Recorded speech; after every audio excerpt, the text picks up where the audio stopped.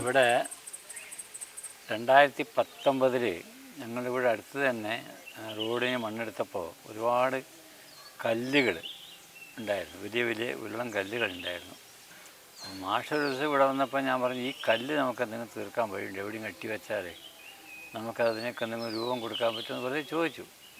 പക്ഷെ അത് ഇത്ര വിപുലമാവുമെന്നൊന്നും നമ്മൾ കണ്ടിട്ടില്ല. പക്ഷേ എങ്കിലും അതിപ്പോൾ അതിന് രൂപം വന്നു.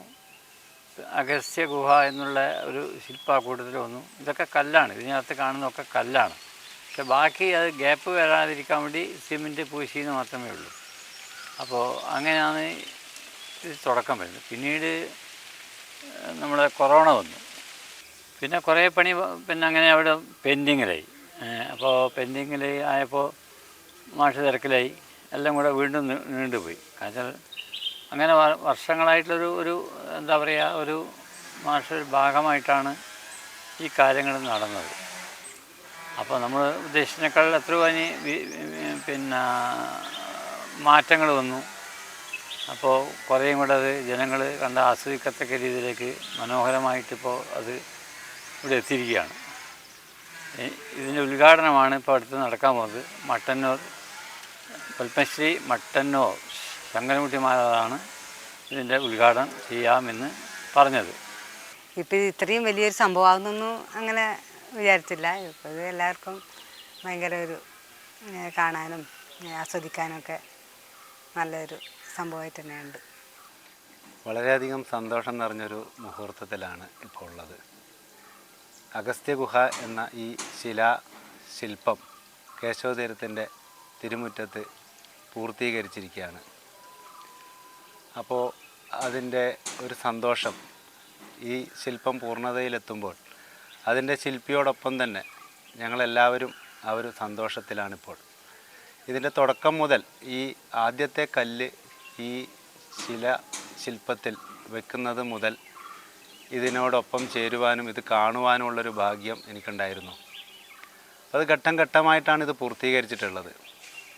അഗസ്ത്യ ഗുഹ എന്നൊരു സങ്കല്പം അത് ഈ ഒരു ആയുർവേദ ഗ്രാമത്തിൽ പൂർത്തീകരിക്കുമ്പോൾ ഇത് പ്രകൃതിയും മനുഷ്യനും സംയോജിക്കുന്ന ഒരു സങ്കല്പത്തിലൂടെയാണ് ഈ ശില്പം പൂർത്തീകരിച്ചിരിക്കുന്നത്.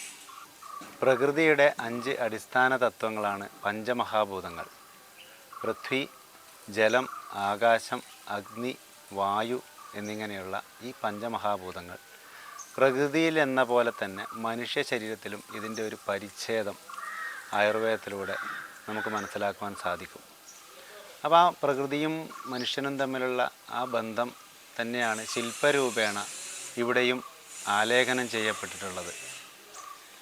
എങ്ങനെയാണ് മനുഷ്യനും പ്രകൃതിയും തമ്മിലുള്ള ബന്ധം, അത് ശില്പരൂപത്തിൽ നമുക്കിവിടെ കാണാൻ സാധിക്കും. പ്രകൃതിയിലെ ഓരോ പരിച്ഛേദവും ഈ ശില്പത്തിലൂടെ, അത് ജലത്തിൽ വസിക്കുന്നതായാലും കരയിൽ വസിക്കുന്നതായാലും അങ്ങനെയുള്ള ചെറു ജീവജാലങ്ങളെയും ഈ ശില്പത്തിലൂടെ ആലേഖനം ചെയ്യപ്പെട്ടിട്ടുണ്ട്. അങ്ങനെ നോക്കുമ്പോൾ ഇത് വളരെ വിശാലമായ ഒരു കാഴ്ചപ്പാടോടുകൂടി രൂപപ്പെടുത്തിയെടുത്ത ഒരു ശില്പരൂപമാണ്. കേവലം ഒരു അഗസ്ത്യ ഗുഹ എന്ന സങ്കല്പത്തിൽ നിന്നും മാറി മനുഷ്യനും പ്രകൃതിയും തമ്മിലുള്ള ബന്ധം നമുക്ക് ഈ ശില്പത്തിൽ മുഴുവനായും കാണുവാൻ സാധിക്കുന്നു എന്നുള്ളതാണ് ഇതിൻ്റെ ഒരു പ്രത്യേകതയായിട്ട് ഞാൻ മനസ്സിലാക്കുന്നത്. അതുകൂടാതെ ഇതിപ്പോൾ കേശവതീരം ഒരു ആയുർവേദ ഗ്രാമം. ഈ ആയുർവേദ ഗ്രാമത്തിൽ വരുന്ന ആളുകൾക്ക് ശാരീരിക ആരോഗ്യത്തോടൊപ്പം തന്നെ ഒരു സ്പിരിച്വൽ വെൽബീയിങ്, മെൻ്റൽ വെൽബീയിങ്, അതിനൊക്കെ സഹായിക്കുന്ന രൂപത്തിലാണ് ഈ ശില്പം ഇവിടെ നിലകൊള്ളുന്നത്. അപ്പോൾ അതിനു വേണ്ടിയിട്ട് ഇവിടെ വരുന്ന രോഗികൾക്കും കൂട്ടിരിപ്പുകാർക്കും എല്ലാം ആരോഗ്യം പ്രദാനം ചെയ്യാനും കൂടി ഈ ശില്പത്തിന് ഒരു കാരണമാവാൻ സാധിക്കട്ടെ എന്നും കൂടി ഞാൻ പ്രാർത്ഥിക്കുകയാണ്. എല്ലാവിധ ആശംസകളും ഒപ്പം ഇത് രൂപകൽപ്പന ചെയ്ത ശ്രീ ദാമോദരൻ വെള്ളോറ മാസ്റ്റർക്ക് എല്ലാ സന്തോഷങ്ങളും ഇത് ഈ തിരുമുറ്റത്ത് കേശവതീരത്ത് ഒരുക്കി തന്നതിലുള്ള എല്ലാ സന്തോഷവും നന്ദിയും ഈ വേളയിൽ ഞാൻ അറിയിക്കുകയാണ്. നന്ദി, നമസ്കാരം.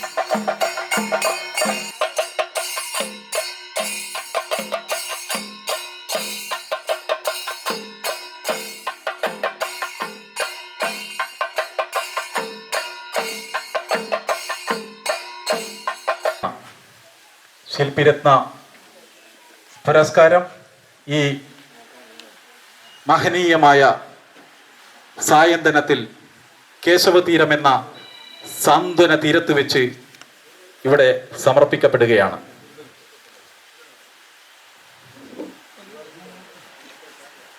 മഹൽ വ്യക്തികളടങ്ങിയ വേദിയും സദസ്സും ഇതിന് സാക്ഷ്യം വഹിക്കുന്നു.